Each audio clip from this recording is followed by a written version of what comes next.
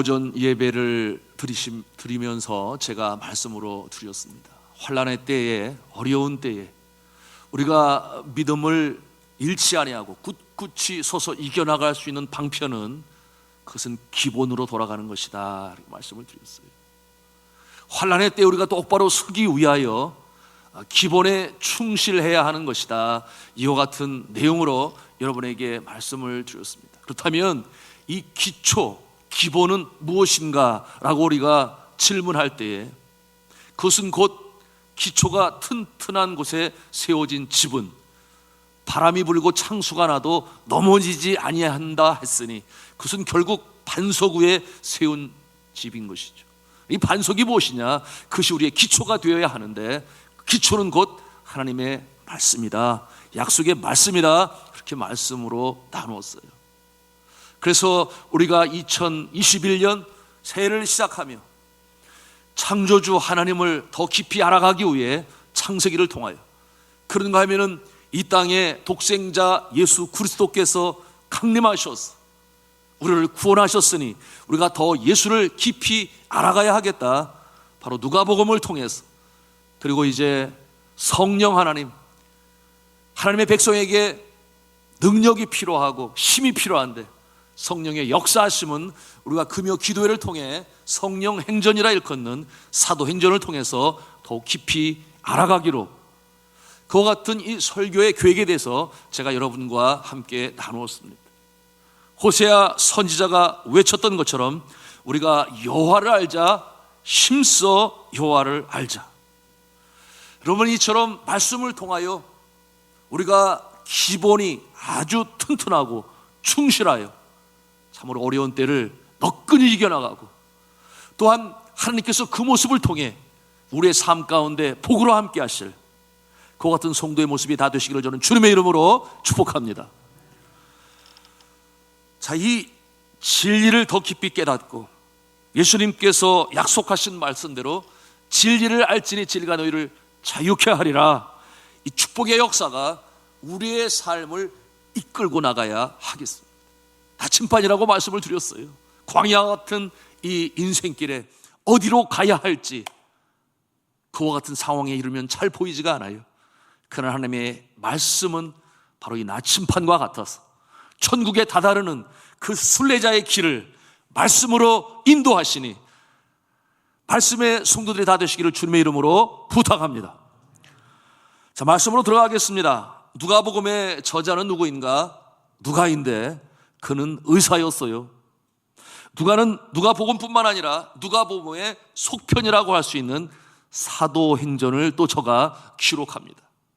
그래서 상하 이렇게 두 개로 책을 나누는데요, 상편은 누가복음이다 하면 하편은 사도행전이다, 이렇게 우리가 이해하시면 되겠습니다. 여러분, 이 누가는 사도 바울이 전도 여행을 함에 있어서 곁에서 그를 도왔던 아주 신실한 주의 종이었습니다. 또 의사의 신분을 가지고 있으니, 여러분, 이 의사의 기질과 성향이 있다고 말씀을 드렸습니다. 어떤 모습이겠습니까? 아주 꼼꼼하지요, 섬세하지요, 그리고 정확하지요. 그러니 누가복음을 통해서 한 문장 안에 배어 나오는 그 모습이 역시 의사 누가의 모습이 아주 면면히 배어 나오고 있습니다. 아주 친절하게 설명을 하지요. 그래서 그럴까요? 사복음서에 예수님의 생애를 담고 있으니 그 중에 어떠한 성경책이 가장 길은가, 이거 살펴보게 되면 금방 우리는 알 수가 있습니다. 장수의 분량으로 보면 마태복음이 제일 길어요. 28장입니다. 비하여 누가복음은 24장으로 이루어져 있어요. 그런데 그 글의 분량으로 우리가 비교를 해보면 어떠한 모습인가? 마태복음은 52페이지, 마가복음은 32페이지, 그리고 누가복음은 55페이지가 되고 요한복음은 44페이지가 됩니다. 그러므로 이 분량으로 비교해보면 역시 누가복음이 가장 많습니다. 자, 누가복음이 다른 성경보다 그 분량이 많은 것이에요. 왜냐하면 이 누가는 앞서 말씀드린 것처럼 의사 아니겠습니까? 사건을 아주 친절하게 그리고 구체적으로 설명하여 기록하다 보니 장은 적지만 한 장의 길이가 그만큼 더 길다 하는 것을 우리가 발견할 수 있습니다. 그러니 이 말씀을 묵상해 나갈 때에 우리가 감사한 마음을 가져야 돼요. 누구에게? 누가에게? 그렇지 않겠습니까? 이렇게 소상히 세밀하게 잘 설명해 주고 있으니 여러분, 우리가 누가복음을 묵상해 가면서 누가님 감사합니다, 예수님을 더 깊이 잘 알게 해주셔서 감사합니다, 이런 마음으로 우리가 또 말씀을 읽어 나가야 되겠습니다. 자, 그러면 이제 누가복음이 기록될 당시 이스라엘의 역사적인 배경을 살펴보기를 원하는데요. 여러분, 예수님께서 이 유대 땅 베들레헴에 탄생할 그때에 이스라엘은 약 700여 년이라고 하는 긴 세월 동안 나라를 잃은 소름 속에 있었어요. 주권을 찾을 수가 없었으니 아시리아와 바벨론과 이어 페르시아와 그리스, 그리고 예수님 당시에는 로마 제국의 통치를 받고 있었습니다. 그러니 그들은 다윗 왕과 솔로몬 왕 시대에 그때를 너무 그리워했어요. 자연스럽게 메시아 사상이 발전했습니다. 언젠가 때가 차면 메시아가 강림할 것이다. 그가 와서 우리 민족과 나라를 힘들게 하고 못 살게 하는 그와 같은 나라들을 전부 벌하시고 이스라엘 민족의 그 이름을, 하나님의 영광의 이름을 온 세계 만방에 증거하게 하실 것이다. 이와 같은 생각을 저들은 가지고 있었습니다. 여러분, 그런데 이 하나님의 뜻은 더 크고 놀랍고 깊고 큰 것이었으니 하나님의 뜻은 단순히 이스라엘 민족 하나에 국한된 것이 아니었습니다. 하나님께서는 에덴 동산에서 하나님의 명령을 거역하고 불순종하여 타락한 세상, 아담과 하와, 그리고 저들의 후손으로 이루어지는 이 인류 전체를 포기하지 아니하시고 구원하시고자 하시는 그와 같은 계획을 가지고 계셨던 것이었어요. 그와 같은 계획을 세우신 것은 이 하나님께서 만드신 세상, 오늘 오전에도 우리가 예배 시간에 말씀으로 나누었습니다. 하나님께 계획하신 본래의 의도하심, 그것은 바로 보시기에 심히 좋았던 세상, 복을 주시기 위하여, 찬송과 영광을 받으시기 위하여 이와 같은 목적을 가지고 세우셨는데, 이것이 인간 타락으로 인하여 불법과 전쟁과 죄로 인해 그야말로 사단이 좋아하는 세상의 모습이 되고 말았으니 이와 같은 모습을 바라보면서 안타까움을 가지신 것인데, 여러분, 우리 하나님께서는 포기하지 아니하시고 결코 포기하지 아니하시고 다시금 재창조의 역사, 회복의 역사, 리크리에이션의 역사를 이루시기 위하여 이 땅에 예수 그리스도를 보내셨던 것입니다. 그 죄악 속에 사망에 쏘는 것을 이기지 못하고 죽음으로 인하여 슬프고 유한된 인생 속에 신음하는 저들을 이제 구원하시기 위하여 예수님을 십자가에 달리는 죄물로 허락하시고 불가피를 다 쏟으시고 우리의 죄를 다 도말하시니 하나님과 우리의 관계가 회복이 됨으로 말미암아 말씀드린 것처럼 재창조의 역사, 우리의 심령이 살아나고 새 생명으로 하나님의 백성이 되고, 그러는 가운데 하나님의 나라가 어디에서 여기 있다 저기 있다 말하지 못하리니 하나님의 나라는 너희 가운데 있느니라. 우리 심령 가운데서 시작되어질 하나님의 나라, 그 모습을 계획하고 예수님을 이 땅에 보내시게 된 것입니다. 자, 그런데 이 일을 계획하신 하나님께서 예수님 전에 한 인물을 세우고자 하셨으니 그의 이름은 광야에 외치는 자의 소리라 그랬어요. 누구겠습니까? 세례 요한 아니겠습니까? 자, 이 세례 요한을 이 땅에 생명으로 태어나게 하시기 위해서 또 누가 필요하겠어요? 어머니와 아버지가 필요하지 않겠습니까? 세례 요한을 이 땅에 보내어 예수님 전에 그 오시는 길을 평탄케 하는 일에 회개하라, 천국에 가까웠느니라. 이스라엘 백성들이 죄로부터 돌이켜서 그 마음을 이 회개의 세례로, 물 세례를 통하여 준비케 하시는 이 인물을 보내시기 위하여 먼저 하나님이 또 하시는 일이 있으니 아버지와 어머니, 그들을 또 선별하여 찾으신 것입니다. 여러분, 그가 누구였는가 하면 바로 오늘 성경 본문에 우리가 함께 본 이 사가랴와 엘리사벳이었던 거예요. 그런데 저들의 자녀를 갖기에 그 나이가 너무 많았어요. 세상 사람들이 보기에는 더 이상 이제는 자녀를 잉태할 수 있을 만한 그와 같은 상황이 아니었습니다. 그런데 그 나이에 이 제사장 사가랴 그리고 아내 엘리사벳을 통해서 하나님께서는 이 땅에 세례 요한을 태어나게 하신 것이에요. 저는 이 말씀을 묵상하는 중에 이런 생각을 갖게 되었습니다. 첫째로, 그렇구나, 이 세상에 한 생명이 태어난다고 하는 것은 결코 우연이 아니구나. 이 한 생명으로 이 땅에 생명으로 보내시는 것은 아주 철저한 하나님의 계획 가운데 이루어지는 것이구나. 그러니 이 한 아기는 얼마나 귀하고 소중한 것인가. 사랑하는 성도 여러분 한 사람 한 사람 이렇게 하나님의 철저한 계획 속에서 이 땅에 태어나셨음을 믿으시길 바랍니다. 그러니 우리가 이 하나님의 손길에 감사할 수 있어야 돼요. 그런데 이 세상은 또 얼마나 무지하고 악한지 몰라요. 사람이 얼마나 악할 수 있는가. 요즘 매스컴을 통해서 나오는 이 정인이 아가의 사건을 보고 들을 때 우리의 마음이 얼마나 아픈지, 얼마나 가슴이 아픈지 알 수가 없어요. 정말 인면수심이라는 말을 사용하는데, 마음은, 얼굴은 인간인데 마음은 짐승과도 같아서, 죄성은 이렇게 강해서 사람들의 마음을 짐승처럼 만들어버리고 마는구나 하는 그와 같은 생각을 갖지 않을 수가 없어요.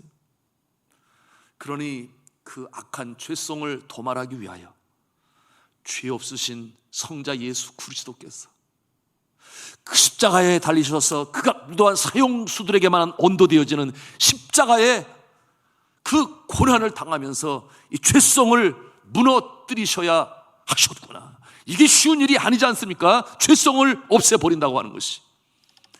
그러니 하나님의 아들 예수 그리스도의 그 십자가의 보혈, 죽음, 그것으로 말미암아 이 죄악을 물리치는 역사가 나타날 수 있었던 것인데요.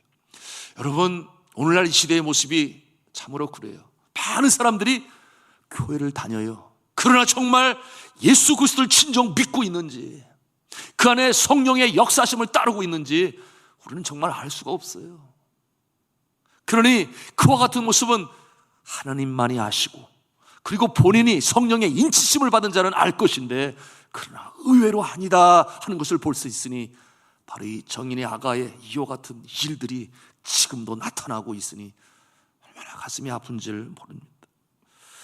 자, 성경이 말씀하는 바 뭐라고 그랬어요? 영접하는 자, 곧 그 이름을 믿는 자들에게는 하나님의 자녀가 되는 권세를 주셨다 그랬는데, 그런데 그 모습이 혈통으로 나는 것이 아니요, 그렇게 말씀하고 있어요. 신분이 좋은 가정에서 나는 자녀가 저절로 하나님의 자녀가 되느냐? 아니다, 그렇게 말씀합니다. 그런가 하면은 육정으로도 아니라 그렇게 했으니, 말씀하셨으니 어머니 아버지가 예수 믿기 때문에 그 자녀가 저절로 구원받은 백성이 된다, 자녀가 된다, 그것도 아니라는 것이. 그런가 하면은 뭐라고 말씀했습니까? 사람의 뜻으로 나지 아니한다 했으니, 사람의 능력으로 한 영혼이 구원받아 영생을 얻는 것이 아니라 이 구원의 역사는 오직 하나님께로부터 나는 것이라, 그렇게 분명히 말씀하고 있어요. 구원의 역사는 하나님의 손 안에 있다 하는 것을 그 말씀을 통해서도 우리가 분명히 깨달아 알아야 하겠습니다. 자, 두 번째로 오늘의 말씀을 통해 깨닫는 것은, 여러분, 주께서 사용하시고자 하는 한 생명이 이 땅에 태어나게 하시기 위해서 하나님께서는 부모를 택하신다 하는 것입니다. 여러분, 이와 같은 영역은 우리가 쉽게 생각하지 않는 부분이에요. 하나님께서 시대마다 귀한 하나님의 일꾼으로 이 땅에 생명을 주시기 위하여 하나님께서는 부모를 찾으신다. 어떠한 자를 통하여 그와 같은 인물이 나게 하실 것인가 하는 것을 오늘 말씀을 통해서 깨닫는 것이에요. 여러분, 성경 말씀 1장 6절 말씀을 함께 읽기를 원합니다. 1장 6절 말씀 같이 읽겠습니다. 시작. 이 두 사람이 하나님 앞에 의인이니 주의 모든 계명과 규례대로 흠이 없이 행하더라. 아멘. 여러분이 아버지가 될 사가랴와 어머니가 될 엘리사벳, 그 모습이 어떠한 모습인가? 의인이라고 그랬어요. 왜 그런가? 주의 규례와 계명을 흠이 없이 행하는 그와 같은 자들이다. 그와 같은 내용으로 설명하고 있어요. 성도 여러분, 특히 이제 자녀를 갖기를 원하는, 하나님께서 주시는 자녀를 선물로 받기를 원하는 우리 젊은 엄마, 아빠의 후보자 된 성도들은 이 말씀을 가슴에 담아야 하겠습니다. 하나님께서는 부모를 찾으시는구나. 그래서 너무나 귀중한, 우리가 영적으로 깨달아 알아야 할 말씀을 통해서 우리가 꼭 알아야만 영적 진리가 되는 것입니다. 여러분, 그렇지 않아요? 누구나 다 지혜롭고 총명하고 건강한 자녀를 얻기를 바랍니다. 그러므로 과학은 이 부모의 유전적 인자에 대해서 말을 하죠. 그런가 하면 교육학에서는 태교를 얼마나 강조하는지 몰라요. 아기를 잉태하게 되면 조심해야 된다. 태교를 잘 해야 된다. 뭐라 그래요? 과일도 좋고 흠없는 것으로 먹어야 된다. 그런가 하면은 영양가 있는 음식 또는 태교에 좋은 음악도 잘 들어야 된다. 이와 같은 모습들로 강조를 해니 다 좋아요. 필요하죠. 그것이 뭐 과학적으로 다 증명이 되는 내용이에요. 제 아내가 처음에 자녀를 임신하게 되었는데, 그런데 입덧이 많이 심했어요. 그래서 먹지를 잘 못하니 안쓰럽잖아요. 제가 옆에서 보아도. 근데 어느 날 늦은 밤인데 이제 잘 먹지를 못하니 배는 고프고 저한테 그러는 거예요. 통닭이 먹고 싶어. 그러면 제가 얼른 뛰어나가서 통닭을 사와야죠. 네. 그런데 지금 같은 시대에는 전화 한 통하면 해결할 문제인데 그때는 직접 나가야만 되는 거예요. 그 늦은 밤인데 그래도 뭐 아직 열려있는 데가 있을 거야. 그러고서는 제가 이제 통닭을 사러 나가는데 그냥 통닭 말고 전기구이 통닭이 먹고 싶어. 이렇게 아주 정확하게 아이템을 저한테 이제 알려줬어요. 그래서 전기구이 통닭. 그렇게 이제 마음에 생각을 하고 이제 밖에 나갔어요. 그런데 대명시장을 가고 현대시장을 가고 자주 간 여기저기 그저 눈에 불을 켜고 찾아다니는데 세상에 일반 재래식 통닭은 있는데 전기구이 통닭이 없는 거예요. 그래서 그 1시간 반 동안 그렇게 헤매고 찾아다니다가 이걸 포기를 해야 되나 말아야 되나 이와 같은 마음을 해가지고 터덜터덜 집으로 오는데 시흥 대로변에 요만한 창문으로 보여지는 게 있었는데 거기에 이 닭이 이렇게 빙글빙글 돌아가고 있는 거예요. 이게 오븐이죠, 오븐. 그러니까 그죠? 기름이 툭툭 떨어지면서 너무나 반가웠어요. 그래가지고 야, 여기 있네. 그래서 참 감사합니다, 하나님. 그래서 들어가려고 보니까 룸사롱이에요. 그게 전기구이 통닭이 그 시대에 뭐 맥주 마시고 뭐 그런, 야, 이거 들어가야 되나 말아야 되나 뭐 이런 생각이 막 드는데 제가 문을 이렇게 열고 저기 통닭 좀 하나 사갔으면 좋겠는데요. 제가 그렇게 부탁을 해가지고 그걸 사가지고 아주 의기양양하게 기분이 좋아서 그걸 맛있게 먹을 아내를 생각하기 너무 좋잖아요. 그래서 제가 집에 와가지고 전기구이 통닭 사왔어. 그래서 그걸 이렇게 탁 푸는데 갑자기 제 아내가 하는 말이 냄새가 좀 이상해. 냄새가 싫어. 나 안 먹을래. 이렇게 말을 하는 거예요. 제가 화가 나요, 안 나요? 화내야 돼요, 말아야 돼요? 화내면 안 돼요. 그렇죠? 제가 화냈어요. 왜냐하면 저 혼자 다 먹었으니까. 혼자 맛있게 먹으면서. 그런데 한편으로는 아이고 어떡하냐, 먹지를 못하는데 뭐 그런 일이 있었는데. 여러분, 세상은 태교를 강조해요. 그런데 이와 같은 모습은 어떤 모습이냐? 아기를 잉태하는 그 순간 그 이후의 이야기지. 그 어느 누구도 아기를 잉태하기 전에 이 부모가 어떠한 모습이어야 되나 하는지에 대해서는 침묵을 하고 있어요. 그러나 우리가 알아야 됩니다. 성경은 그 이전부터 오늘 이 사가랴와 엘리사벳을 통해서 이렇게 말씀하고 있으니 하나님께서 주님 기뻐하시는 그와 같은 인물로 생명으로 잉태하여 태어나게 하실 때 부모를 찾으신다. 여러분, 오늘 이 시대에 정말 우리 아이를 선물로 받고자 하는 그와 같은 아빠와 엄마는 꼭 기억해야 될 부분인 것입니다.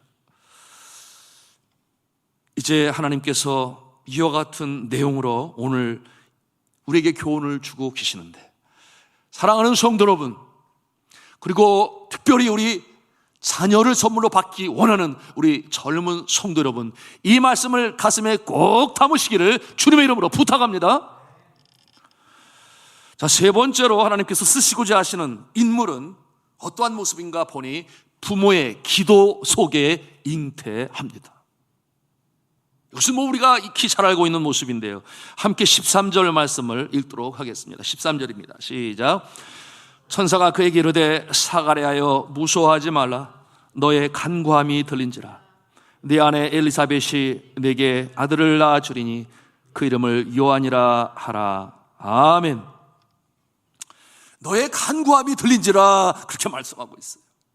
그리고 그 나이가 이제 나이가 너무 많아서 잉태하기에 힘든 그와 같은 나날이었으니 우리가 상상해 볼 수 있어요. 그날도 속에 얼마나 간절히 기도를 했을까. 하나님이여 나에게도 자녀를 허락하여 주옵소서. 얼마나 눈물로 기도하며 하나님께 아뢰었을까. 우리가 얼마든지 상상해 볼 수 있습니다. 여러분, 우리가 어머니가 되려면, 아버지가 되려면 기도하면서 하나님의 선물을 기대하고 기다려야 하는 줄로 믿으시기를 바랍니다. 너무나 당연한 것이죠. 여러분, 이렇게 말하지 않아도 어련히 알아서 기도하는 성도들이 있어요. 어떠한 분이겠습니까? 나이가 먹어도 아이가 생기지를 않아요. 그러면 기도하지 않을 수 없죠. 오늘 성경 본문에 등장하는 바로 이 사가랴와 엘리사벳과 같은 모습 아니겠습니까? 그러나 저들이 기도를 합니다. 간구를 합니다. 포기하지 않아요. 그럼 이와 같은 모습은 어디서나 우리가 볼 수 있는데, 우리 교회 안에서도 이와 같은 모습이 있어서 본인도 기도하고 남편도 기도하고 부모도 기도하고 우리 성도님들, 우리 구역장님들, 그리고 이 정도 우리가 간절히 기도하는 가운데 하나님께서 마침내 응답의 역사로 주시는 그 모습도 보아서 우리가 함께 박수를 치고 감사하고 하나님께 영광을 올리고 있는데, 아직까지도 그와 같은 상황에 기도하고 있는 우리의 성도의 자녀의 모습이 있고 성도의 모습이 있는데, 우리가 기도하는 일을 쉬지 아니하고 하나님께 간구하는 우리의 모습이기를 주님의 이름으로 부탁합니다. 그럴 때 잉태가 이루어지는 것은 여러분, 최종적으로 어떠한 모습인가? 하나님의 은혜가 임하고 하나님의 긍휼이 임할 때에 그처럼 잉태되는 줄로 우리가 알아야 하겠습니다. 그것이 오늘 주시는 말씀의 모습이에요. 자, 사가랴의 고백을 한번 보십시오. 1장 78절의 말씀인데요, 1장 거의 후반절 2페이지 넘어서 78절이 있습니다. 우리 78절에 가서 보시면 뭐라고 말씀을 합니까? 이렇게 말씀하지 않아요? 이는 우리 하나님의 긍휼로 인함이라, 이렇게 말씀하고 있어요. 이는 우리 하나님의 긍휼로 인함이라. 1장 78절에 그렇게 말씀하고 있습니다. 하나님께서 은혜를 베푸시고 긍휼을 베푸실 때 이처럼 늦은 나이지만 결국 잉태하는 역사가 나타난다. 생명의 주관자가 하나님이시다 하는 것을 이 말씀을 통해서 우리가 발견하는 것입니다. 여러분, 이 하나님의 긍휼을 입는다고 하는 것, 그 마음의 슬픔이 사라지니 왜 그렇습니까? 하나님께서 마침내 응답하시기 때문에, 그 염원을 들어주시기 때문에 그러지 아니하겠습니까? 이 엘리사벳은 임신 후에 기쁘기도 하지만 너무나 놀랍고 그러니 두렵기도 해요. 지금 내 이 나이에 이렇게 임신을 할 수 있다니, 그와 같은 마음을 갖지 않을 수가 없어요. 그래서 어떻게 합니까? 우리 1장 24절 25절 말씀을 또 함께 읽도록 하겠습니다. 24절 25절 말씀 같이 읽습니다. 시작.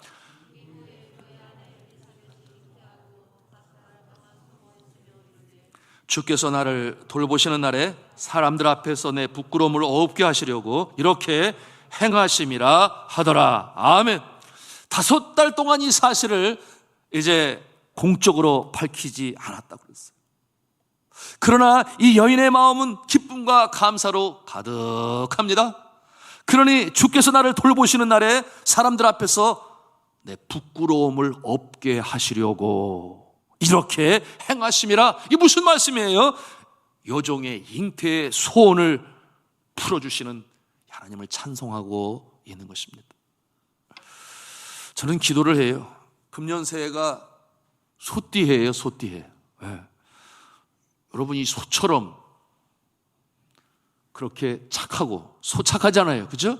그리고 또한 듬직하고 또 유익을 끼치는 이 소띠에 우리 성도들 많은 잉태가 있기를 주님의 이름으로 축복합니다. 네. 여러분, 이 세상 사람들은 생각이 달라서 여러분 자녀를 갖는 것을 많은 경우 너무 부담스러워해요. 그래서 내 시간을 빼앗기니까 재정적으로 부담을 갖게 되니까 내가 하고 싶은 일을 해야 되는데 육아를 한다고 하는 일이 그렇게 부담스러워하는 거예요. 그래서 뭐 3포 세대, 5포 세대, N포 세대 그 가운데 하나가 자녀를 갖지 않으려고 하는 이와 같은 모습도 있는데, 여러분 이것은 오늘 아침에도 우리가 말씀을 통해 나눴습니다만 생육하고 번성하고 땅에 충만하라 하나님의 복인 줄로 믿으시길 바랍니다. 그래서 우리 믿음의 사람은 그와 같은 생각을 갖지도 말아야 하고, 하나님께서 책임지시니 하나님께서 나에게 잉태하게 하실 때 아멘으로 기쁨으로 받을 수 있는 이 모습이기를 주님의 이름으로 축복합니다. 하나님께서 어련히 책임지시잖아요. 여러분, 옛날에는 그렇지 지금 시대는 너무 어려워요. 아니요, 제가 예로 나누었어요. 선교지에서도 그렇고 이제는 33클럽에 44 시대로 들어갔다 그랬잖아요. 4명을 낳는 그런 역사가 우리 선교사들 중에. 왜 그렇습니까? 믿음 아니겠어요? 믿음. 이와 같은 모습을 우리가 기억할 수 있어야 하고, 그래서 하나님께서 허락하시는 잉태의 축복이 이제 선물인 것을 깨닫고 2021년 저는 기도해요. 그와 같은 역사가 많이 나타나서, 그래서 우리 성도들 안에 기쁨이 되고 본인도 감사가 되고 가족들도 하나님께 영광을 올릴 수 있는 이 모습이 있기를 주님의 이름으로 축복합니다. 자, 말씀을 맺습니다. 오늘의 말씀을 통해 우리가 예수님이 이 땅에 오시기 전에 어떠한 일이 있었는가 하는 것을 보게 되는데, 바로 이 세례 요한을 통하여 그 길을, 첩경을 예비케 하시는데, 우리는 단순히 세례 요한만 생각할 것이 아니에요. 그를 낳게 하시는 하나님의 손길은 아주 섬세하고 철저해서 누구를 통하여라고 하는 바로 이 사가랴와 엘리사벳을 통해서 그를 준비하고 있으니, 그들은 어떠한 모습이었다? 의인의 모습이었다. 주의 규례와 율례를 잘 지켜 행하는 자였다. 그러니 하나님께서는 그와 같은 자들을 통해서 일을 이루시니 결코 우연이라는 일이 있을 수가 없다. 하나님의 섭리 가운데 진행되어진다 하는 것을 봅니다. 그런가 하면은 이 하나님께서 쓰시고자 하시는 이 인물은 바로 기도하는 가운데, 하나님께 간청하는 가운데 그와 같은 모습으로 잉태케 하신다 하는 것을 알게 되었습니다. 여러분이 영적 교훈을 가슴에 담으셔서 잉태의 복의 역사가 있기를 주님의 이름으로 축복합니다. 또한 우리 자신을 돌이켜볼 때 내가 이 땅에 어떠한 모습으로 태어났는가, 하나님의 섬세하신 철저하신 계획 속에서 우리의 어머니와 아버지를 통해 나처럼 하나님의 자녀로 구원받은 존재로 나를 준비하시고 이 땅에 생명으로 보내셨구나 하는 그와 같은 모습을 기억하면서 하나님께 감사하시고, 낳은 사람의 존재를 통하여 가정과 일터와 생업의 현장, 교회 안에 하나님의 영광의 역사를 이루어 가시는 저 여러분 다 되시기를 주님의 이름으로 축원합니다.